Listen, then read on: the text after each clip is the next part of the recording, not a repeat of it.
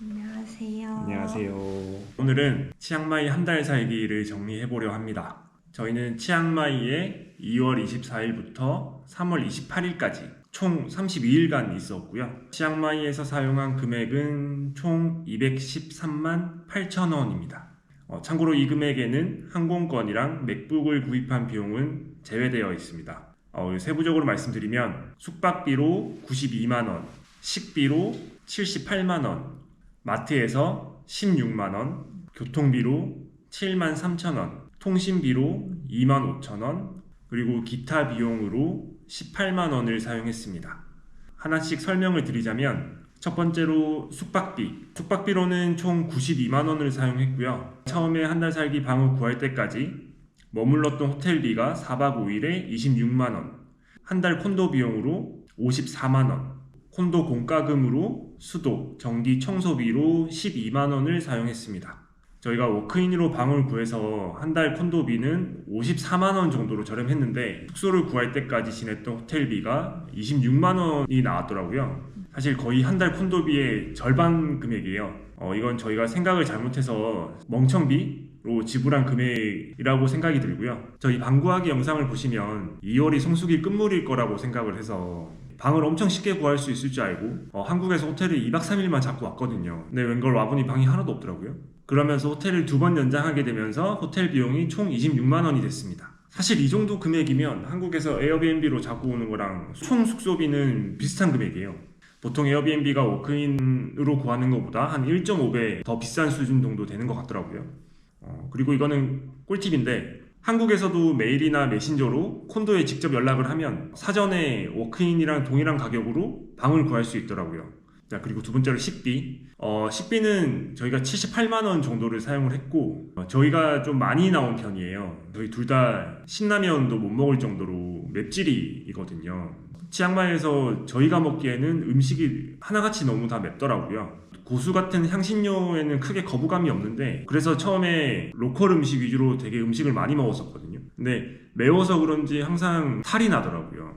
나중에는 자극적인 로컬 음식을 피하게 되고 뭐 양식이나 한식 위주로 많이 먹게 됐는데 이런 음식들이 가격대가 좀 비싼 편이에요. 매운 음식을 잘 드시는 분들이라면 보통의 한국인 정도라면 식비는 훨씬 저렴하게 나오실 거예요. 그리고 저희는 또 배달을 많이 시켜 먹었는데 태국이 배달비는 보통 1,000원 미만으로 되게 저렴한 편이에요. 근데 뭐 가끔 배달 최소 금액을 맞추려다 보니까 굳이 안 시켜도 되는 뭐 메뉴를 추가로 시킨다든지 시킬 때는 사실 얼마 추가 안 된 것 같았는데 한 달치를 정산을 해보니까 이 금액도 꽤 나오더라. 그리고 이것도 꿀팁인데 태국에 오래 계실 분들은 배달 어플 구독을 꼭 하시기를 추천드립니다. 이게 월정액처럼 일정 비용을 먼저 내면 음식 할인이나 배달비를 무료로 주문할 수 있는 그런 쿠폰들을 주거든요. 구독료 이상의 가치를 하더라고요. 그리고 태국의 배달 어플이 크게 푸드판다랑 그랩푸드 두 가지가 있는데 두 개 다 써봤는데 그랩푸드를 추천드립니다. 사실 저희는 처음에 푸드판다가 뭐 음식 설명이라든지 이름이라든지 이런 게 영어로 적혀 있는 게 되게 많아서 월 29바트를 내고 푸드판다를 구독을 했었는데 나중에 보니 그랩푸드는 최초 구독 시에 3개월 동안 구독료를 1바트로 구독이 가능하더라고요. 그리고 그랩푸드에 식당이 훨씬 더 많았어요. 사실 뭐 그랩푸드가 영어로 잘 안 돼 있긴 하는데 번역기로 보면은 대충 다 주문을 할 수 있거든요.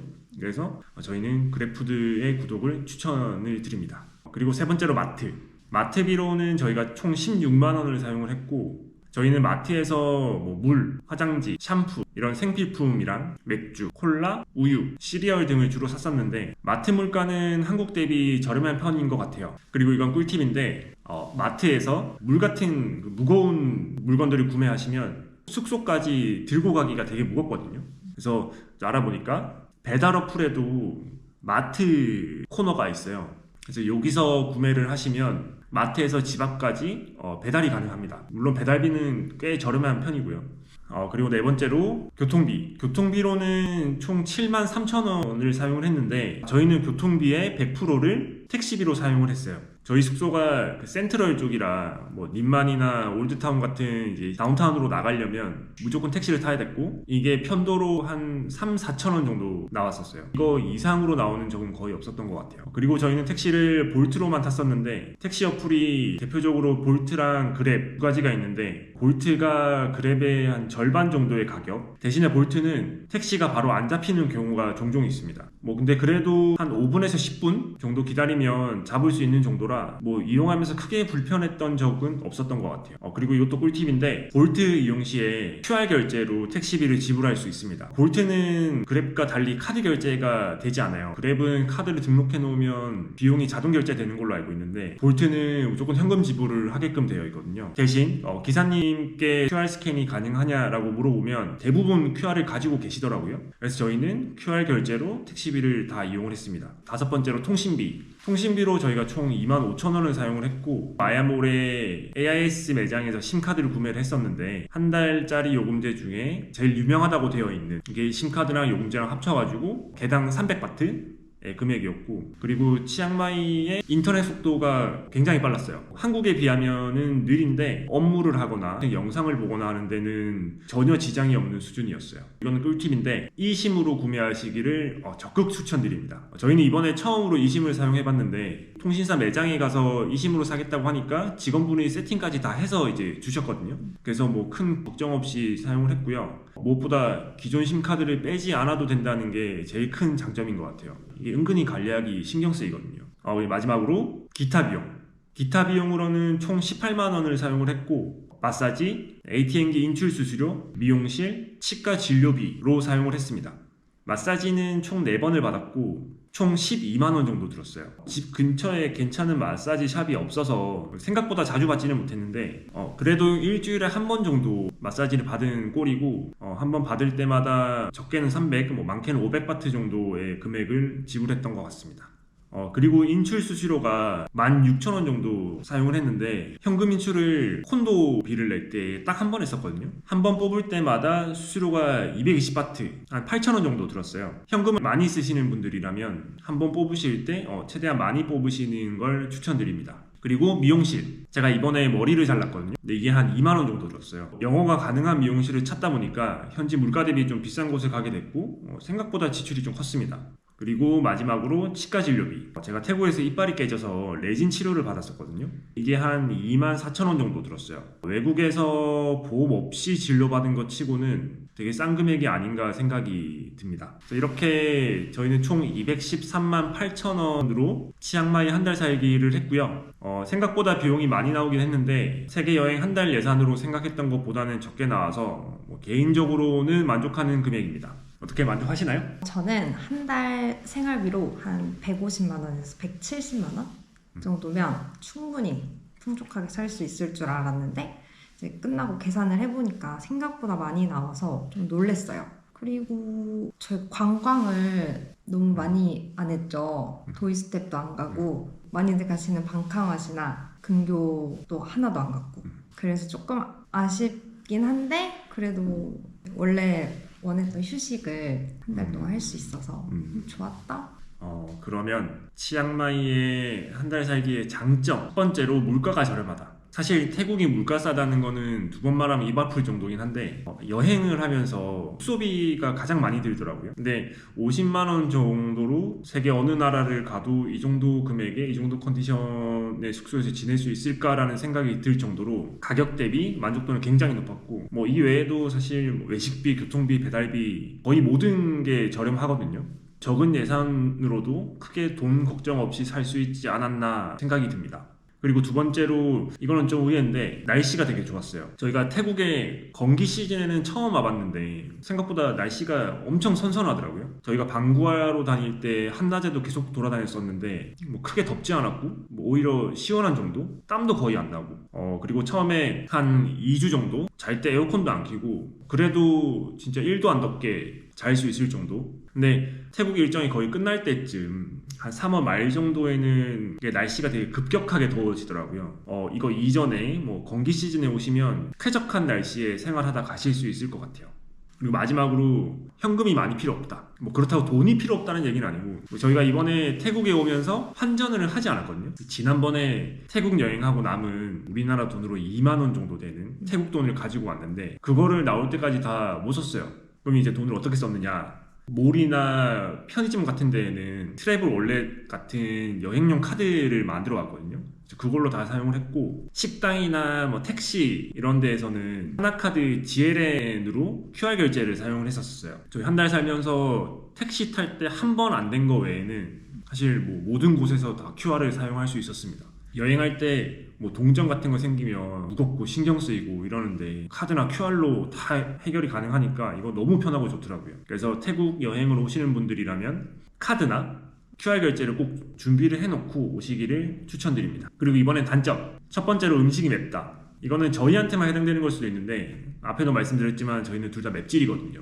치앙마이의 음식은 전반적으로 저희한테 너무 매웠다. 특히 치앙마이 대표 음식이라고 불리는 카오소이 개인적으로 되게 좋아하는데 매워서 많이 못 먹었어요. 그래서 이거 되게 좀 아쉽긴 한데 다시 가더라도 뭐 한두 번 정도 먹고 안 먹지 않을까. 두 번째로 카페가 비싸다. 치앙마이에 오시는 분들 중에 많은 분들이 이런 이유로 오시죠. 치앙마이에 인스타 감성의 카페가 많기로 되게 유명한데 거기서 마시는 커피가 현지 물가 대비 비쌌어요. 모든 곳이 그렇진 않을 것 같은데 저희가 갔던 데에는 대부분 커피가 한 잔에 4,000원 정도? 100바트 이상. 사실 이 정도면은 한국의 스타벅스랑 큰 차이가 안 나는 정도다. 세 번째로 인도가 잘 되어 있지 않다. 분명히 인도로 걷고 있었는데 걷다 보면 어느 순간 차도에 있어요. 뭐 이런 경우가 되게 많았고 저희는 면허가 없어서 오토바이 렌트를 하지는 않았는데 뭐 만약에 렌트를 하시는 분들이라면 사실 뭐 인도의 유무는 크게 생각하지 않아도 되는 부분일 것 같아요. 네 번째로 화장실이 대체로 열악하다. 몰 같은 화장실을 제외하면 대부분 컨디션이 안 좋았거든요. 뭐 님마네민 같은 번화가를 가더라도 매장은 엄청 깔끔하고 예쁜데 화장실을 가면 별로인 곳들이 되게 많았어요. 화장실에 좀 민감하신 분들이라면 시내나 밖에 나와서 화장실을 가시기에 조금 힘드실 수 있다. 그리고 마지막으로 공기가 안 좋았다.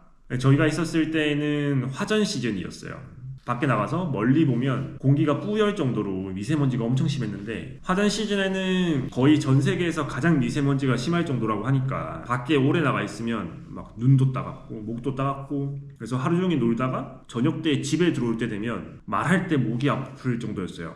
공기에 민감하신 분들이라면 화전 시기는 조금 피해서 여행을 가시는 걸 추천드립니다. 지금까지 치앙마이 한 달 살기의 장단점에 대해서 말씀을 드렸고 그럼 마지막으로 치앙마이 한 달 살기를 다시 한다 안 한다? 저는 한다.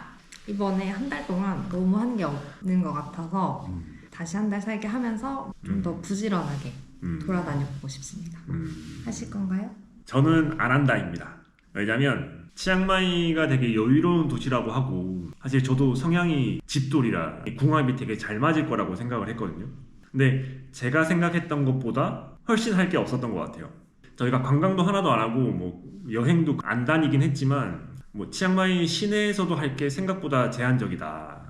이거는 사실 숙소 위치의 문제도 되게 큰 것 같기는 한데 현재 지금의 제 생각은 그렇고 모르죠. 이러고 또 나중에 뭐 치앙마이가 너무 그립다면서 뭐 다시 올지도 몰라요. 근데 현재는 안 한다. 그러면은 치앙마이 한 달 살기 이런 사람들에게 추천한다. 어떤 사람들한테 추천해주고 싶어요? 첫 번째, 부지런한 사람. 어디서 사느냐 마찬가지겠지만 치앙마이는 조금 더 어떻게 하느냐에 따라 자기가 얻는 게 다른 것 같아요. 그래서 저희는 조금 쉬어가자 그런 생각으로 와서 뭐 많이 돌아다니진 않았는데 부지런히 많이 돌아다니시는 분들은 많은 걸 경험하고 가시더라고요. 그래서 부지런한 분들한테 추천을 드리고 카페 가시는 거 좋아하시는 분들은 예쁜 카페가 너무 많고 그래서 그런데 이제 한 번씩 방문해 보시면 좋을 것 같습니다. 그리고 오토바이 운전이 가능한 사람.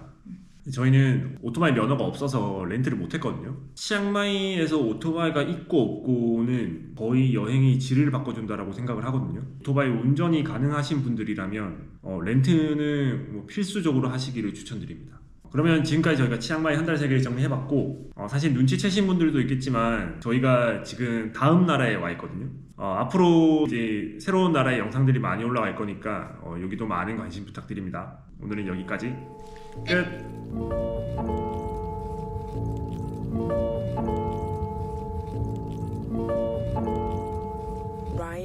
jetzt so.